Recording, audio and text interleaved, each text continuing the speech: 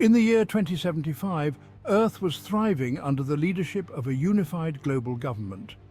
Technological advancements had pushed humanity to the brink of interstellar exploration, with lunar bases and Mars colonies flourishing. The Moon had become a hub for scientific discovery, a symbol of human progress. But amidst this prosperity, an anomaly was detected, an ancient signal emanating from deep beneath the Moon's surface. Buried under layers of rock and dust, it was older than any known civilization, pulsing faintly with unknown energy. At first, the signal was dismissed as a natural phenomenon, but as it grew stronger, scientists realized that it was not a simple signal. It was a warning.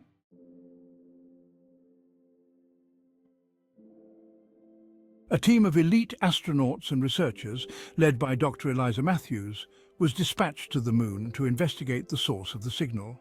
They uncovered an enormous ancient structure beneath the Sea of Tranquility, a structure clearly not of human origin. The team entered cautiously, their hearts racing with the thrill of discovery.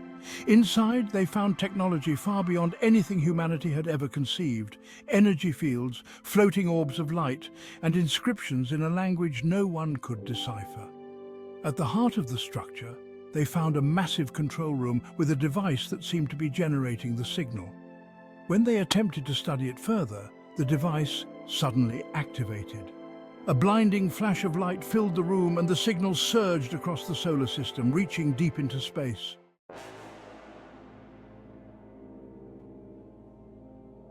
The signal was not a warning for Earth, it was a beacon, a call for help.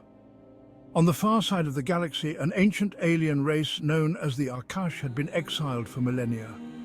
They were the original architects of the Moon's hidden structure, placed there as a last-ditch effort to protect themselves from a cataclysmic force known as the Null. This ancient threat consumed entire civilizations, leaving nothing behind but void and darkness.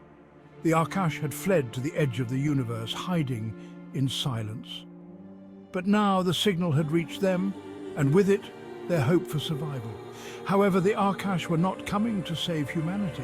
They were coming to reclaim their ancient weapon, and if Earth stood in their way, they would obliterate it without hesitation.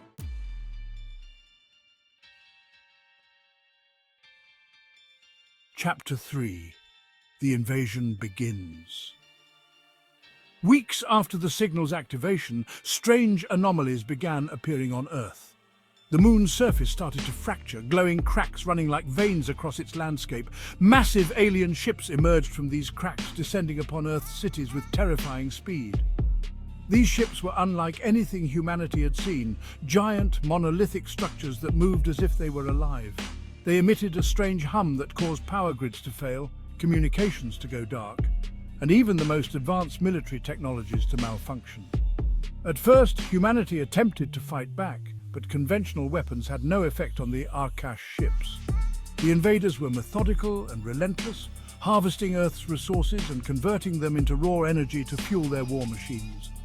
Their soldiers, biomechanical creatures with insect-like precision, marched across cities, capturing and disintegrating anything in their path. Humanity was left defenseless.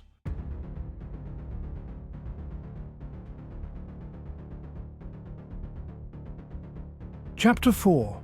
The Hidden Weapon. Dr. Matthews and her surviving team, now back on Earth, realized the only way to stop the Arkash was to use the technology buried on the Moon. They discovered that the alien structure wasn't just a beacon, it was a weapon, designed by an even older race than the Arkash, the Builders.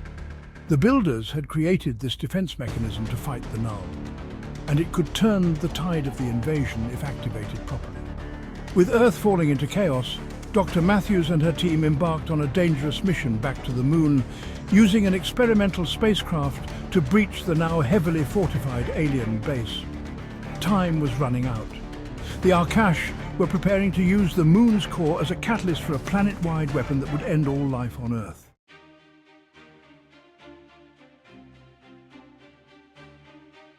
Chapter 5. The Final Stand. As the team fought their way into the ancient structure, they deciphered the inscriptions and realized the weapon wasn't just for defense, it was a trap. The builders had created it as a way to contain both the Arkash and the Null in a dimensional prison, locking them away from the universe forever. Activating it, however, came with a cost.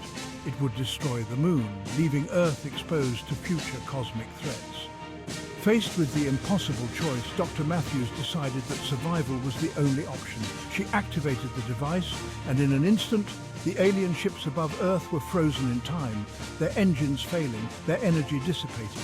The Arkash screamed in unison as their link to their ships was severed, but the Moon began to break apart, the ground beneath the base crumbling as massive chunks drifted into space. Dr. Matthews and her team raced to their ship, escaping just as the Moon exploded, sending a shockwave through the solar system.